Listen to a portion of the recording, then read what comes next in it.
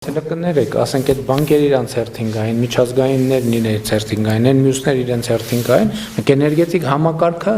ընդհանրապես կոլապսի առաջ կարար կանգնել։ Իրավացի, այո։ Եվ մեր գործողությունների նպատակադրումը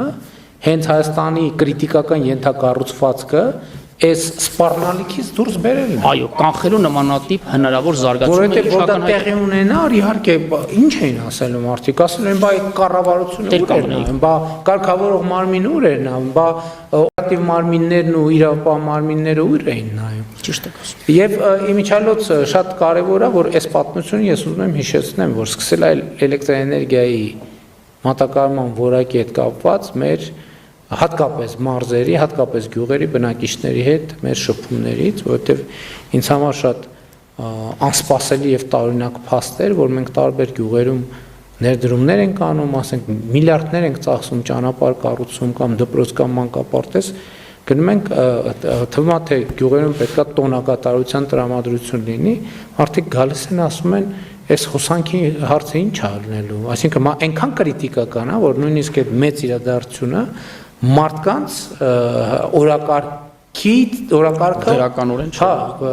Օրակարգի առաջին հարցը իրանց համար էլեկտրաէներգիայի մատակարարումներ ընդհանուր առմամբ եւ մատակարարման որակը, որտեղ մարդիկ բողոքում են, որ գրում են կոպեկ են անում, մի բան առնում են, բերում են դնում, մի ամիս հետո վառվում է կամ փչանում է շարքից դուրս է գալիս, ամենից դեպս այդպիսի տասնյակ դեպքեր են տեղի ունեցել, որ անձամբ ինձ են ասել մարդիկ, հիմա ես փորձաքննություն չեմ արել, ճիշտ է, բայց այնուամենայնիվ 1, 2, 3, 4, 5 որ մարդկանց բողոքը կրկնվում է, շակմա ինչ որ մի բան կա դրա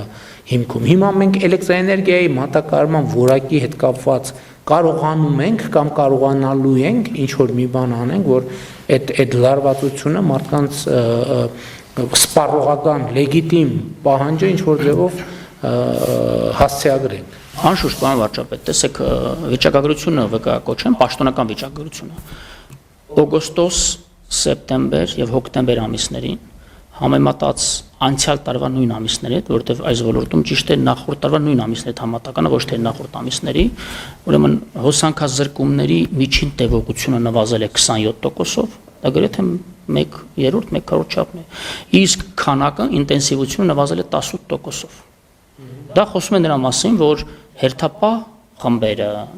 տեսուչները, մանցորները, բոլոր մասնագետները իրեն գիտեն, որ վերադասության կարգով մինչև առաջնային ուղիղ կոնտակտ ունի մեր քաղաքացու հետ, մենք հետևողականորեն յուրաքանչյուր անջատման փաստի հետևից գնում ենք։ Եվ դա ես քննարկման առարկայում դարձնում յուրաքանչյուր շաբաթ կամ երկշաբաթ մեկ ցանցերի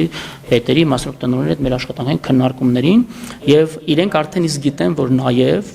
լինելով քաղաքական անձ ինքս ուղիղ կապ եմ պահում ցանկացած քաղաքացու հետ։ Իմ պաշտոնական էջերին, հեցի պաշտոնական մեյլերին չկա մի գրություն, բողոք, նամակ, որ մենք չանդրադառնանք։ Ձեզ են գրում, ես ձեզ վերահասցնում եմ, միջալոց այս վերջերս մի քանի նամակ պատասխան քաղաքացիները ուղարկել էին արագ-արձագանքի համար շնորհակալություն հայտնելով, ես էլ ձեզ եմ վերահասցրել, որ նաև արձագանքը տեսնեք։ Նաև կոնկրետ մարդիկ են գնացել այդ գործը արել, ոչ ես եմ արել, ոչ դուք, եւ այդ մարդկանց է շնորհակալություն հայտնեք, որ արագ արձագանքում են, որովհետեւ հանձնարարական, բայց հանձնարարականը պետք է լինեն մարդիկ, ովքեր պատշաճ ժամանակում եւ պատշաճ որակով եւ պատշաճ ձևով ի կատարած են, այնպես որ այդ բոլոր մարդկանց շնորհակալ եմ եւ այս խնդիրը իհարկե պետքա լուծվի եւ իմ խնդրանքն է որ հատուկ ուշադրության կենտրոնում լինի, որովհետեւ ասում եմ պատմությունը սկսել է այս ամբողջ պատմությունը սկսել է դրանից, որովհետեւ ինձ համար անհասկանալի էր, որովհետեւ ես ոչ մի պաշտոնական զեկույցում ես չէի ստացել, որ մենք երկրում տենց խնդիր ունեն, բայց մի բնակավայր, երկու բնակավայր, 3 բնակավայր, մարզեր, Երևանում արդեն սկսեցին որոշակի բաներ, եւ ես հասկացա, որ ես չեմ հիշում հրապարակային, բայց գրագրության մեջ անվանել եմ ճգնաժամ, էներգետիկ ճգնաժամ եմ անվանել։ Իրենց անով է կոչել, այդպես էլ կար։ Հա, եւ այստեղից է սկսվել։ Եվ հիմա մյուս կողմից այն ինչ որ ասում եք, որ մի կողմից վատ է, որ այդ ամեն ինչը մեր աչքի առաջ սկսել ենք եւ այդ ամենը բացահայտել ենք եւ դրա շուրջ իրավական գործընթացներ ենք կառուցել։ Հիմա միջև ես կամփոփեմ ինչ որ մի փաստ կար, որի մասին կուզենայիք շեշտել, բայց ես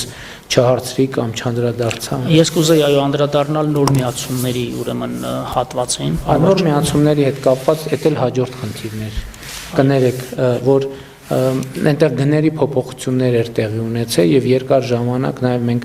աշխատում էինք հանրային ծառայությունների կարգավորող հանձնաժողովի հետ եւ այլն եւ մարդիկ կասկածներ էին հայտնում թե ինչքանով են հիմնավորված այդ գները, որովհետեւ էականորեն գները բարձրացրել էին միացման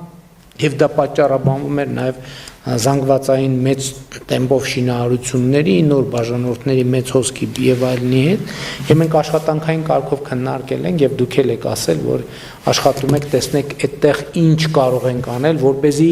լինի, տեսեք, գիտեք, շատ կարեւոր է, որ ինքը հիմնավորվածից պակաս էլ չլինի, ավել էլ չլինի։ Հիմնավորվածից պակաս ինչի համար եմ ասում, որովհետեւ մենակ ես շատ երկրներում տեսել եմ, որ քաղաքական նպատակահարմարություններից ելնելով, քաղաքական կոմպրոմիսներից ելնելով, ինչ որ գներ են անդադ իջեցրել, որ քաղաքական դիվիդենդ կամ քաղաքական ճգնաժամից խուսափելու համար արդյունքում եկել համակարգերը հասել են այն իրավիճակի, որ կոլապսի առաջ են։ Ես չասեմ, որ երկրում մի անգամ մի մայրաքաղաք էի գնացել եւ հյուրանոցի պատշգամբ դուրս գալով ինչ որ անընդհատ ձայներ էի լսում, ասում ես ինչ ձայներ, շարժիչների անընդհատ ձայներ։ Ասում են բան է, այդ մենք որ դվիժոկ ենք ասում, ասում են դվիժոկ է միացրած, ասում են դվիժոկը ինչի համար է միացրած եւ իմացա, որ քաղաքական նպատակահարմարություններից ելնելով ամենատարբեր առիթներով գներ են իջեցրել, այն աստիճանի, որ հոսանք ուղակի չկա եւ մարդիկ ստիպված են եղել գնալ արդեն ամեն մեկը պատշգամբներում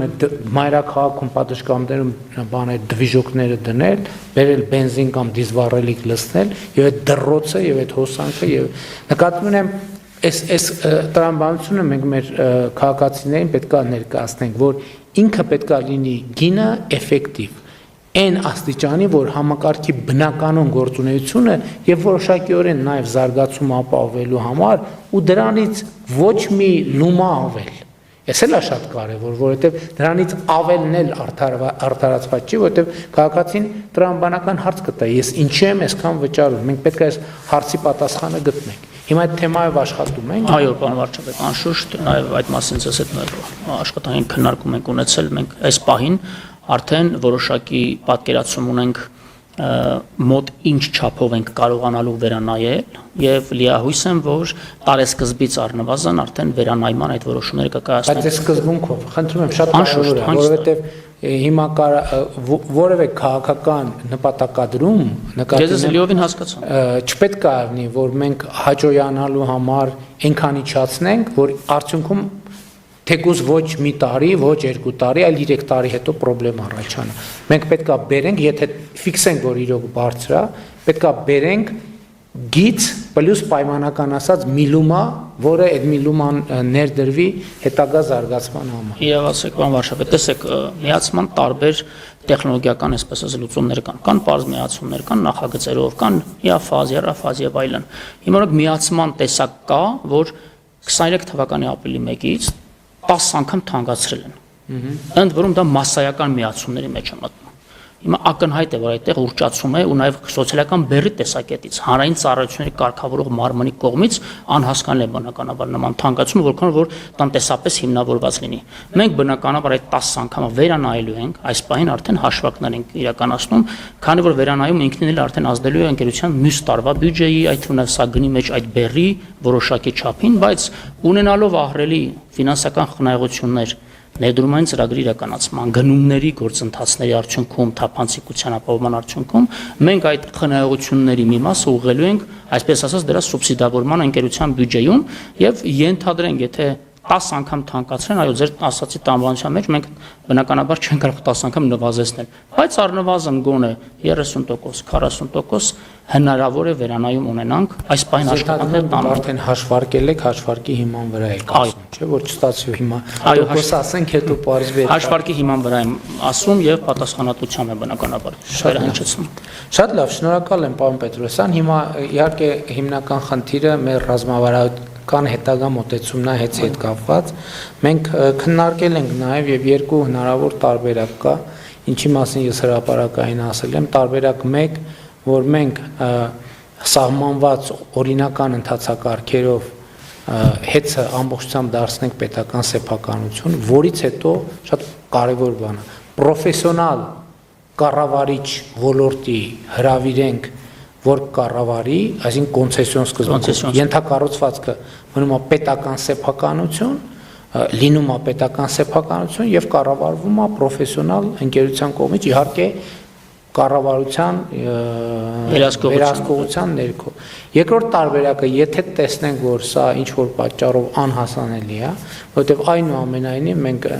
ընկերությունը վերցնելու համար պետք է վճարում իրականացնենք, այդ վճարում հաստատի պետական բյուջեի ծախսը, եթե տեսնենք, որ այդ ծախսը արդարացված չի պետական բյուջեի կողմից, ուրեմն մենք պետք է թափանցիկ ընթացակարգերով նոր ներդրող ներգրավենք։ Ես ուզում եմ անկեղծ ասեմ, ինձ համար լավագույն ցանկալի տարբերակը առաջի տարբերակն է։ Ճիշտ ասած, ես կցանկանայի։ Հա, բայց այդտեղ ֆինանսական հարց կա, որը բյուջետային ֆինանսական հարց է, որովհետև մենք ռազմավարական առումով այս հարցը կլուծենք, դուրս կգանք եւ այլ խնդիր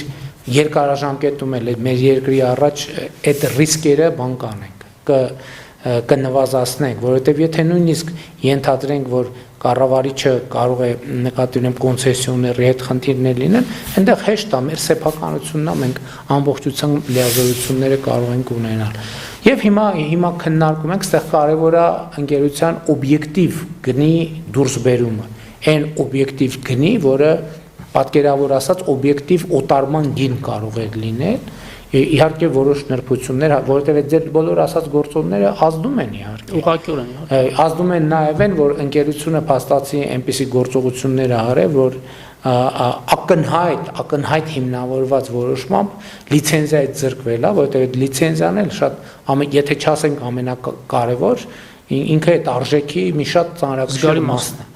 Այնպես որ ուսումնասիրենք եւ իհարկե որոշ ժամանակ ունենք հանգիստ մտածելու եւ կմտածենք եւ նաեւ իհարկե